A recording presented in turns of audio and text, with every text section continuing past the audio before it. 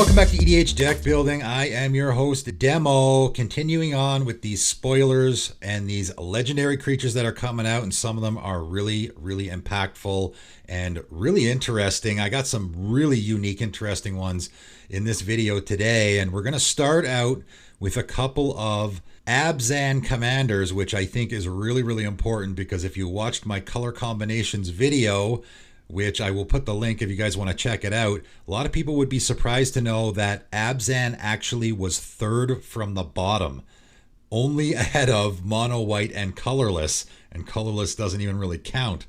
So Abzan really, really needs some fantastic, interesting commanders, I think. So it's good to see we got a couple here. The first one being Ixhel, Scion of Atraxa, 1 white, black, and a green. Phyrexian Angel, 2/5, flying, vigilance, toxic 2. So again, lots of great abilities there. And as I mentioned before, this toxic thing, as I suspected, we would get toxic with different numbers. So toxic 2 meaning that when this thing connects, it's going to give 2 poison counters, right? So I don't know, and its powers too. So I don't know if the toxic number is actually going to match up with the actual power of the creature, if that's how they're going to do it. You know, I mean, at the end of the day, it doesn't matter. If someone gives your Ixhel -1/-1, it's going to deal 1 damage, but still give 2 toxic counters. I'm pretty sure that's how that works anyway. Has this new ability, Corrupted? Yeah, pretty sure that's a new ability. So Corrupted, at the beginning of your end step, each opponent who has 3 or more poison counters exiles the top card of their library face down. You may look and play those cards for as long as they remain exiled, and you may spend mana as though, wow. Man, we're getting some real bangers here, eh? So first of all, again, on the topic of Atraxa, this can go in any of those Atraxa Infect decks, right? The original Atraxa, now I have to differentiate between the two. That could make things a little confusing. The original Atraxa, if you're playing an Atraxa Infect deck, because of Infect, of course, is also giving poison counters, this is just an absolute slam dunk, right? Because it's giving poison counters. It's, you know, it's on brand, obviously, it's on theme. And then also you're getting that huge benefit. You may look at those cards and play them for as long as they remain exiled. So it's that Praetor's Grasp effect, which is fantastic. Again, as I've said so many times, they need to come up with a keyword for that whole thing. Maybe that's what the Corrupted is. Is that what Corrupted is? Like, what's the actual Corrupted ability here? Is that the 3 or more poison counters? Anyway, it doesn't really matter. But the whole exile your opponent's stuff, and then you can play it and spend mana as though, you know, I'm still looking for a keyword there. I don't know if they're ever going to do that, because it is something that we see a lot, especially lately. At the beginning of end step trigger, which is great, which means that you can get in for some poison damage right away. And as soon as you play your commander, before it even attacks, at the beginning of that first end step, you can start exiling stuff right away, and that stuff stays exiled forever. So even if your opponents immediately remove your commander doesn't have to be on the table here. You already have, like, this is fantastic value, right? Because anything that's been exiled 20 turns later, even, you can still play that stuff. So each opponent who has 3 or more poison counters. So if you only have one opponent with 3 poison counters, you're only getting 1 card. So yeah, I think you definitely want to be in an infect poison counter theme here in order to make this really worth it. But if each of your opponents has 3 poison counters, you're exiling the top card of each of their libraries, and you can just play those cards whenever you feel like it for the rest of the game, which of course is phenomenal. And as a build around, you know, obviously, again, it looks like this is probably one that people are going to go after. In fact, again, making that prediction, we could see this being the most popular Abzan commander. I don't know what else they came out. Maybe they came out with even better ones in this set, but it wouldn't surprise me at all if by this time next year, this is the most popular Abzan commander. Again, because there's not a ton of competition, right? Abzan doesn't have a lot of really popular commanders. I would also point out, actually, this is an angel as well. So, you know, you are black, white, green. You could even do a little bit of angel tribal here as well. So there's even that. Yeah, this could be the most popular Abzan commander by this time next year. Wouldn't surprise me at all. All right, moving on. Next up, we have Vish, Graz, the Doom Hive. 2 white, black, and a green. So another Abzan commander. And this is a 3/3 Phyrexian insect. Very interesting. There actually is some insect support in Abzan colors. Not sure if it's going to be needed here or not, but let's see what we're doing. So Menace and Toxic 1. Man, we have so many toxic commanders. This is going to be, and I'm thinking of the, Malira that I talked about in the first video, and how that first ability was like, yeah, that's okay, I guess. Might be really relevant here. In fact, a card like maybe Solemnity is going to become a lot more relevant now because of these poison counters that are maybe going to be all over the format. Jeez, there's a lot going on here. Obviously, your commander has Menace. The interesting part here is that your commander's a 3/3. Again, you're only got the Toxic 1 though. So the Toxic 1 means you're going to do 3 damage, but only going to give 1 poison counter. But Menace obviously means you can get in for damage a lot easier. When Vish, Graz, the Doom Hive enters the battlefield, create 3 1/1 colorless Phyrexian Might artifact creature tokens with Toxic 1, and this creature can't block. So that's pretty fantastic all around, right? Just having your commander enter the battlefield and create 3 tokens. The fact that they have Toxic, again, that's great, but I have a 5 mana commander that when it into ETBs creates 3 tokens is pretty great. You can build around that. Even if those tokens were just colorless, I mean, they're artifacts, so you can do, sacrifice an artifact, get some effect from it. They're obviously creatures, so you almost could do an Aristocrats theme here, really. Ignoring everything else on this card, you could not very easily, but you could definitely do an Aristocrats theme here because your commander is cranking out lots of tokens that you can then sacrifice to other things. I would definitely I just talked about Altar of Baal in my unpopular cards from last year, or maybe not so popular cards from last year.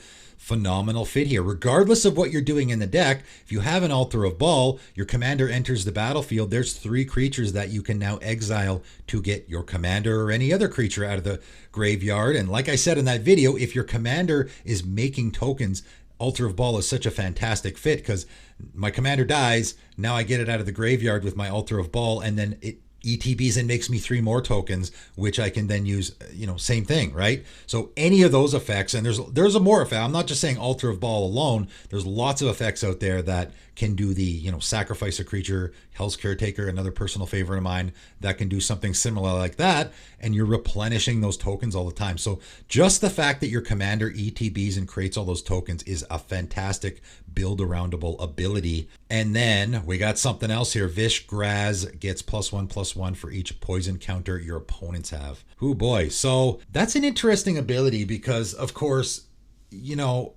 giving your commander +1/+1 for having lots of point, like he could get really huge, but you're probably going to be killing your opponents with poison. So the fact that your commander's really big is only going to protect it from Blasphemous Act maybe or something, right?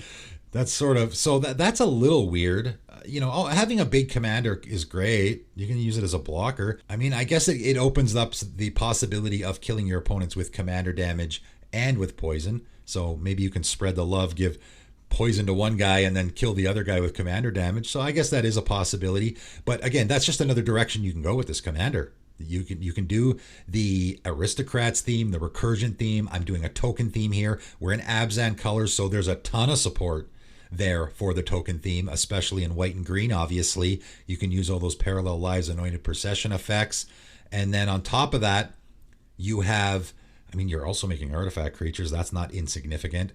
But I guess the most obvious part to build around here is the Toxic, is the poison counter theme. So there's just a ton going on here. Another great Abzan commander. So we got a couple of great Abzan commanders already from Phyrexia. All will be one. Pretty great. Moving on. All right, now we got a couple Boros commanders. Othari, Sun's Glory, 3 red and a white. Phoenix, 3/3. So another legendary Phoenix. If people are looking for that Phoenix Travel, I don't know if this is Phoenix Travel at all. I guess we'll find out. Flying, Lifelink, and Haste. That's pretty good. So again, if we want to be getting in for damage or attack triggers, we got a great combination of abilities here. Whenever Othari Sun's Glory attacks, you get an experience counter. So we're doing experience counters again, and also obviously you're going to be attacking immediately, right? Then create a 2/2 red rebel creature token that's tapped and attacking for each experience counter you have. Wow. I wasn't expecting that. 2 red and a white. Tap an untapped rebel you control. We're doing rebel tribal. Here I am thinking, hey, Phoenix tribal. No, you were doing rebel tribal here. Wow. Return Othari from your graveyard to the battlefield tapped. So, first of all, this is hilarious because I think it was my very first 10 deck ideas video. I said, here's an interesting deck idea. It was Zerda Rebels. I thought that was a fantastic combination because Rebels have all those abilities where they activate their ability to go get more Rebels, and it's usually a lot of colorless mana, so Zerda was a great commander there because, of course, it's going to reduce those costs, and you can actually get into some pretty neat shenanigans there. And in fact, I have a patron that ran out and made that deck, and it's great. I've lost to that deck twice now, so he's got some infinite combos in there even. Some really neat ones. And what a fantastic include, because you're making Rebels here. I mean, it's a Boros card, so obviously it fits, and you're taking advantage of that. So that's a pretty neat include. Obviously, the other stuff, there is Kalemne, is it? The original Boros experience counter commander, which is also doing experience counter. So anything else that gives experience counters will also work here. Is that going to work? I don't know. I don't know if that's going to fit in here or not. But the interesting part here is this is a rebel commander, which we haven't seen before. Sorry, we have seen it before. Lin Civi, obviously, is sort of the rebel commander. Mono white, though. It's interesting that they decided to go Boros with this. And kind of funny since I thought Boros Rebels too. Really interesting. Neat. I like it. I mean, obviously you cast your commander, attack immediately. You immediately get an experience counter. And then you immediately create a 2/2 rebel right away. Now it is tapped and attacking.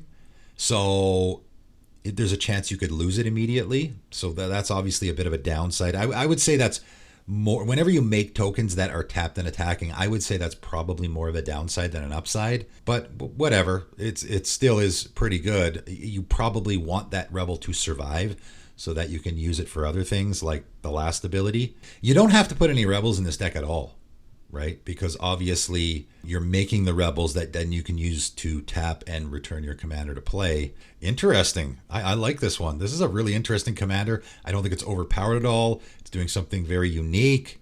It's using those experience counter things. This is great. I like it. Another Boros commander. Let's see if this one is as interesting. Nayali Sun's Vanguard. 2 red and a white. Human rebel. So it is a rebel. That's very interesting. Maybe it fits in the other deck. 3/3 attacking tokens you control have double strike. So if it absolutely does fit in the other deck. Oh, you know what? This is the precon. That is probably what it is. That's why it has the different symbol. So this would probably be the precon, which is obviously why it's meant to fit in the other deck. Whenever one or more tokens you control attack a player, exile the top card of your library. During any turn you attacked with a token, you may play that card. Interesting wording there.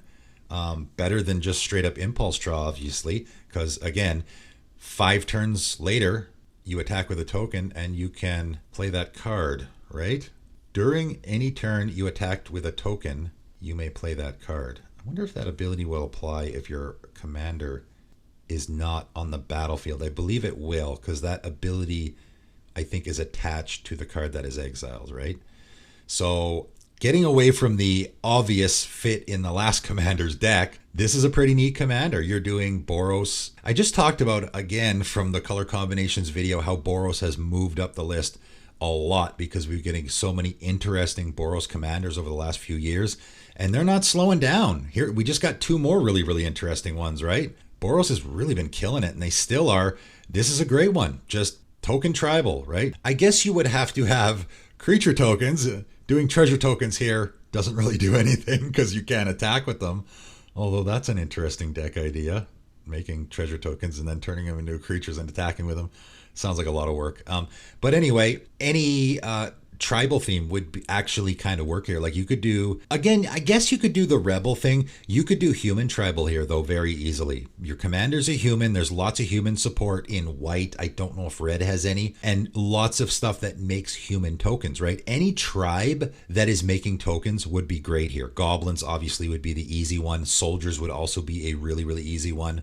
But humans would also be a great fit here if you want to do human tribal, because there's tons of stuff out there making human tokens. Probably, for sure in white, I think maybe red as well. I think the goblin one would be a really interesting one here. You could use one of my, I don't want to say favorite cards, but a card that I've always wanted to make work, Goblin Trenches, which is a Boros card that is making goblin tokens. They might be soldiers as well. That would just an interesting idea. That would be a good fit in this deck. White for sure has an absolute ton of support in the token theme. And then the token doublers, which you can put in here, all are going to fit. You know, there probably is some red stuff as well that will be really nice here. What's that enchantment that came out last year that is populating? That's a really great fit. There's just a ton. There's a ton of great support here. Very open-ended. Again, you can do a tribe thing here if you want, or not at all. Again, I think probably maybe a really popular tribe would be your best fit here if that's what if you're thinking of building this commander. Great commander. Another great Boros commander. All right, moving on. Last one we're going to talk about today, Ovika Enigma Goliath. 5 blue and a red. So a Izzet commander. First one I've seen from the set anyway. 6/6 flying. So 7 mana, that's a lot. It's a Phyrexia Nightmare, which is an interesting creature type for an Izzet commander. But you're getting a 6/6 flyer with Ward 3, pay 3 life. So I guess that means you have to pay 3 and 3 life. That's pretty good. That's a lot you're asking from your opponents if they want to path your commander. So love it. Love the protection on the commander. I always love that, especially when it costs 7 mana. You don't want it to just get removed immediately, right? So you're asking quite a bit from your opponent if they want to get your commander off the table with targeted removal anyway, right? Whenever you cast a non-creature spell, create X 1/1 red Phyrexian Goblin creature tokens. We're making Phyrexian Goblins here, where X is the mana value of that spell. They gain haste until end of turn. Wow. So they gain haste until end of turn, but they're not exiled or sacrificed. They're sticking around. That is a powerful ability. I mean, I would expect as much from 7 mana. I like this for a number of reasons. First of all, it is, let's say, costed appropriately, right? Because this is a really powerful ability. I also like that it is doing, I mean, I'm not going to say it's doing something completely different from what you would see in an Izzet deck. I mean, Brutaclad, this seems like a great fit in a Brutaclad deck, right? And vice versa. I think they go in each other's decks for sure. But it is different for sure. I mean, the non-creature thing, it does have to fit Izzet colors. Just saying, whenever you cast a spell, doesn't really, the non-creature part is more on theme for Izzet, I think. So I actually like that they did that. But it's doing something that we really haven't seen that much in Izzet. And again, getting back to the color combinations video, the top 2 commanders there, like Niv Mizzet, obviously, Perron, and then the next up was with Veyran, right? So we're just doing the instant, and sorcery spell slinger theme, which Izzet just can't seem to get away from. Again, Brutaclad being the one commander that I can think of that is really far away from the typical Izzet color stuff. And now we have another one that is doing something a little more, it's still on brand. It's not completely a color pie break, but we're seeing something a little different in Izzet, which I like. So I like that. And this is a really powerful ability. I mean, every time you cast a non-creature spell, oh man, you could very easily build this like a Talron deck, right? So a Talron deck is typically, this isn't fun, but a Talron deck is just going to be counter spells mostly, right? And you play your Talron and then you just sit there countering, obviously, all the removal, all the board wipes, so that your team just keeps getting bigger and bigger and bigger, and you start swinging with those Drake creatures. It's going to be very easy to do the same here. I think the more interesting part here is you can put Goblin Tribal stuff in here as well, right? So you can start throwing those Goblin Tribal cards in here, of course, which there is probably more than, if I had to pick one tribe that has the most support in the entire game of Magic, it's probably Goblins.